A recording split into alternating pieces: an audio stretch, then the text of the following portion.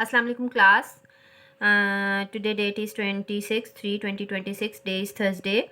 आज हम exercise 2D का क्वेश्चन नंबर 2 सॉल्व करेंगे। क्वेश्चन नंबर 2 में हमें कहा गया है कि एवेल्यूएट ईच एक्सप्रेशन। ये आपको एक्सप्रेशन दी हुई है, हमने इसको सिंपलेस्ट फॉर्म में लेके जाना है, एवेल्यूएट करना है। एवेल्यूएट हमने इसको प्रीवियस लेक्चर में देख चुके हैं कि बेडमेस रूल के अकॉर्डिंग करना है। तो बेडमेस रूल में जब हम सबसे पहले देखते हैं तो हमारे पास ब्रैकेट्स और फिर हमारे पास आते हैं exponent, division, multiplication, addition and subtraction. ठीक है, सबसे पहले हमारे पास जो ये एक्सप्रेशन दी हुई है इसमें हम ये देख लेते हैं कि हमारे पास बेडमेस रूल में सबसे पहले आता है कि उसके एक्सपोनेंट को सॉल्व करना होता है हमने। ठीक है, ब्रैकेट्स में सबसे पहले हमने कि ब्रैकेट्स के जो है वो बाद हमने एक्सपोनेंट को सॉल्व करना होता है। तो यहाँ पे हम देख लेते हैं कि पावर 2 है।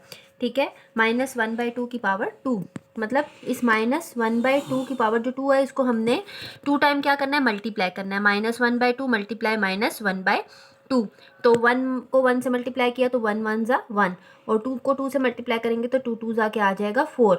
और इसी तरह यहाँ पे दोनों टर्म्स के साथ जो है वो माइनस का साइन है, तो माइनस और माइनस जब आपस में मल्टीप्लाई होते हैं तो वो किस में चेंज हो जाते हैं, प्लस में। तो सबसे पहले जो हमारा स्टेप होगा वो हमने इसी को सॉल्व कर लिया कि -1/4 इसको हम लिख लेंगे ब्रैकेट में। ठीक है, डिवीजन, फिर 3/8 एज इट इज़ आ जाएगा।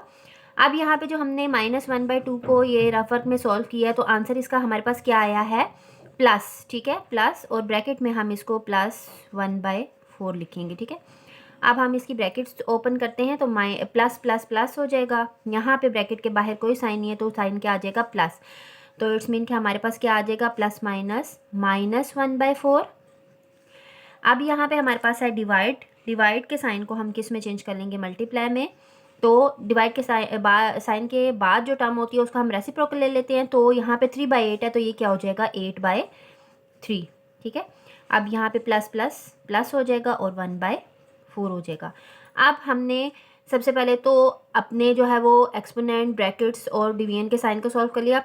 डिवीजन के बाद क्या आता है, मल्टीप्लिकेशन। तो ये जो दोनों टर्म्स हैं इनको हम मल्टीप्लाई कर लेंगे। यहाँ पे हमें लग रहा है कि यहाँ पे 4 1 ज़ा 4 और 4 2 ज़ा 8, इनकी कटिंग कर ली हमने। यहाँ पे अब हमारे पास आ गया आफ्टर कटिंग -1/1 मल्टीप्लाई 2/3 प्लस 1/4। अब ये जो दोनों टर्म्स हैं ये आपस में क्या हो जाएंगी, मल्टीप्लाई। ठीक है, -2/3 आंसर आ जाएगा यहाँ पे मल्टीप्लाई करके, और 1/4। आप देखें रैशनल नंबर्स हैं। ठीक है, डिवीजन की फॉर्म हमारे पास है और फ्रैक्शन है। फ्रैक्शन के दरमियान में प्लस का साइन है। जब प्लस और माइनस का साइन होता है तो हम इनका क्या ले लेते हैं, एलसीएम। ठीक है, एलसीएम आप देख लें तो 3 और 4 का हम यहाँ पे साइड पे रफ वर्क में एलसीएम निकाल के देख लेते हैं। ये 3 और 4, 4 देखें इवन नंबर है। इवन नंबर की हमारे पास जो है वो 2 से डिविजिबल है। 2 2 ज़ा 4 एंड देन 2 1 ज़ा 2, 3 एज इट इज़ आ जाएगा। अब हम 3 को सॉल्व कर लेंगे, 3 1 ज़ा 3। ठीक है, तो हमारे पास यहाँ पे जब हम देख लेते हैं तो इनका एलसीएम क्या आ जाएगा, 2 2 ज़ा 4, 4 3 ज़ा 12। तो इसका एलसीएम क्या आ गया, 12। मतलब हमारे पास डिनोमिनेटर जो है उन दोनों को हमने लाइक टर्म में कन्वर्ट करना है और वो क्या लेके आना है, 12। यहाँ पे 3 को जो है वो हमने 12 बनाना है तो हमारे पास किससे मल्टीप्लाई हो जाएगा, 4 से। 4 तो न्यूमरेटर भी 4 से मल्टीप्लाई हो जाएगा। अब 4 को जो है वो भी हमने 12 बनाना है तो 4 3 ज़ा 12 होता है, तो ये भी टर्म किससे मल्टीप्लाई हो जाएगी, 3 से। जब हमने इसको मल्टीप्लाई किया 2 4 ज़ा 8 -8/12 आ गया, प्लस 3 1 ज़ा 3 और 12। ठीक है, अब दोनों की लाइक टर्म्स होगी, डिनोमिनेटर सेम हो गए हैं, -8 और +3, और डिनोमिनेटर हमारे पास आ गया 12। तो -8 में से जब हम 3 को सब्ट्रैक्ट करेंगे तो हमारे पास आंसर आ जाएगा -5/12। तो ये हमारे पास आंसर आ गया। ओके क्लास, अब हम क्वेश्चन नंबर 3 सॉल्व करेंगे एक्सरसाइज 2D का। उसमें भी क्वेश्चन में यही हमें पूछा गया कि एवेल्यूएट ईच एक्सप्रेशन के जो आपके पास ये एक्सप्रेशन दी गई है इसको एवेल्यूएट करना है, मतलब इसको सिंपलेस्ट फॉर्म में लेके आना है। अब देखते हैं कि हमारे पास क्वेश्चन जो है वो डेसिमल की फॉर्म में है। ठीक है, तो बेडमेस रूल के अकॉर्डिंग ही हम इसको सॉल्व करेंगे। तो बेडमेस रूल में सबसे पहले हमारे पास क्या आ जाता है कि आपने ब्रैकेट्स को सॉल्व करना है। तो सबसे पहले हमारे पास ब्रैकेट है 5.6 प्लस 4.4। अब यहाँ पे ब्रैकेट, इस ब्रैकेट को जब हम सॉल्व करेंगे तो 5.6 और 4.4 को हम क्या कर देंगे, ऐड कर देंगे आपस में। तो हम देख लेते हैं कि 5.6 और 4.4 को ऐड करके क्या आएगा। ठीक है, डेसिमल के नीचे डेसिमल आना चाहिए। 6 में 4 को ऐड करेंगे तो हमारे पास आ जाएगा 10। 10 का हम 0 लगाएंगे, 1 कैरी दे देंगे। यहाँ पे हम ऐड करें तो डेसिमल के नीचे ही डेसिमल आ जाएगा। 5 और 4 को ऐड करेंगे तो 9 आ जाएगा, और जो 1 कैरी आया हुआ है हमारे पास उसको भी ऐड करेंगे तो हमारे पास बन जाएगा 10। ठीक है, तो ये ब्रैकेट के अंदर वाली जो दोनों टर्म्स को ऐड करके हमारे पास आंसर क्या आ गया, 10। ठीक है, अब हम ब्रैकेट सॉल्व हो गई है। अब हमारे पास, अब इन दोनों टर्म्स को ऐड करके हमारे पास 10 आ गया।